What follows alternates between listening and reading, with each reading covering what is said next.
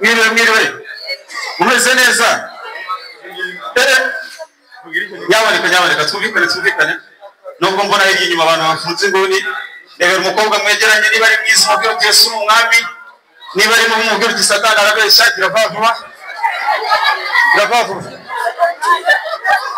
Guys, reka nibarize umuhungu hano, mbwira umukobwa mwiza muri kino kigo muki.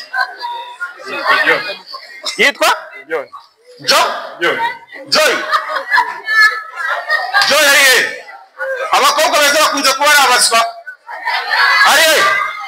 Afite nyashi. No. Ni nkangaje. Guys, umeze neza. Uriya reka mbabwire. Reka dufate ko hano muri abo mu mujyi, hano ari abo mu cyaro, you know? Mwabikomeye amashyi ariko. Murababaye. Mubishuri mu mujyi iyo mugiye kujya kwishura umugamba wabwira. Mwana wanjye uzige neza, amasomo meza kandi uzabitsinde. I love you. Amashyi hehe? Ariko abanga bose ukuntu babwira. Mwana wanjye nugera muri refuza rure byinshi banarabyishyuye.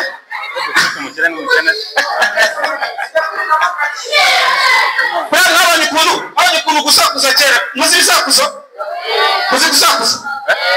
Abantu bazi bisakuza sakuza mwese. Iyo bavugaga ngo ngiye mu rutoki abasirikare barafata bavuga ngo iki? Eko basubiza. Ariko ukibaza ngo ibishokoro n'abasirikare bihurira he? Ariko muri iki gihe ndamuka nkubwiye ngo mfite inda ariko sinwite uzamenya ko ari inde? Ndimbati. Babwira undi. Ndeba nyenyereza ariko nkareba kure uzamenya ko ngo ari Sina Gerard. Ariko reka baguzasa kuzamarika Nyamirambo. Ubona garuko bigenda. Ukuzasa kuzamarika Nyamirambo uzamubwira uti sakwe Yesu musaza nkajya bikamikaramye byo no kwibaga ndagasa. Zambaye tunyaba kangaza ngo mutayi ngo mubebe manambo yema. Uribaza maniga. Hano arimo maniga. Nunu muniga. Ariko mwabonye hano mwiga n'icyongereza. Umuntu uzi icyongereza? Anybody? Hello sister. How are you? How are you? Asa kwa arimo baragira ubwo. Are you on this? Yes. How are you? Fine. You are beautiful. You are Chinese. Chinese girls.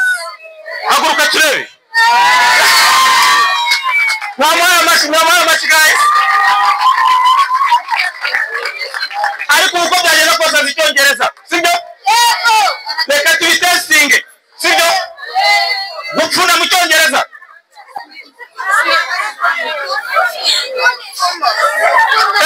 Ngo dupfunishe imana yanyu bakishemo ijisho. Yabawa. Guys, bura mwabonye kuntu mu nsengero. Haleluya, ndimo ndumva umwuka we rini wa yadotaye. Yomondo shayakira sansema. Yo bobo. Amashyi kuri pastor guys. Wari wasengera kwa Gitwaza. Iyo bakubwira ibintu wumva ari byiza. Yesu nashimwe, bwira mugenzi wawe ngo uri mwiza. Amen. Bwira mugenzi wawe ngo urasa n'Imana ari ni wa yadotaye. Bwira mugenzi wawe ngo ndabona ubonye byiza cyane ubonye imodoka. Reba abadata ugiye kwiga kandi ugiye kubitsinda abakobwa beza hano. Yesu nashimwe. Haleluya. Amen.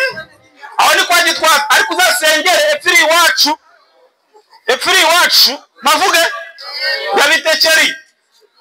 Handi bazasanga bakubwira bati haleluya. Fatira mugenzi wawe mukanyage mucuguse ko mutabikora. Cugusa mugenzi wawe mufata umucuguse mukubita urushyi. Fata ikintu kiri mu mufuka ukiza naro bava mwizaga. Amasari ni gare. Kuriya wewe bareka babwire uzarebe abakobwa abakobwa babaye ku muhanda ariko bakaza gushima Imana. Mwabonye kunye baje gushima Imana n'undi wabare sexy. Hallelujah Grace. Amen. Narikijijwe. Ariko nari mwiza. Nari ndaye. Hallelujah. Haleluya Eglise. Narasambanye. N'ubu hano ndi kubonamo abakiriya banjye. Ndakubwiye ngo hariya kujya nyuma twarategaga na make niho yajyanaga Yesu ashimwe. Ndakubwiye ngo none uzareba iniga none iyo yabikoze ariko ikaza gukizwa. None nakubwira amabanga bakoresha. Haleluya maniga. Yesu ni ikibagiga. Njyaragira ngo bakristo. Njye naguraga indaya urayigura ukayijyana. Narasambanye. Ubundi mujya mumenya no gukatuza. Indaya ivana ku 8,000 ukabimenya uko yibwira 2 mu izina rya Yesu. Guys, nakunda love you so much. Thank you so much.